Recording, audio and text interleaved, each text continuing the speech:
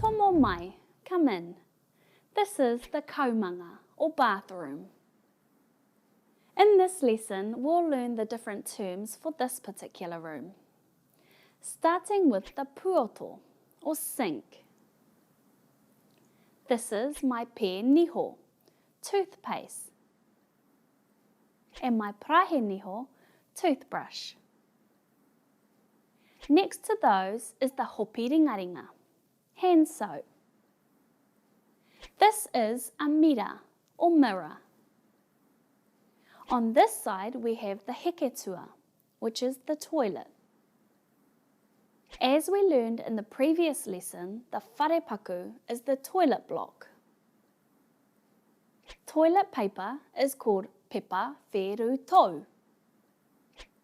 Tapu is bath and uwhiuwhi or hirere is shower.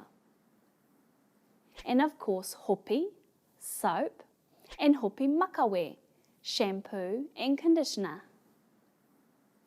To dry ourselves we have the tauera, towel, and whāriki is the word for mat.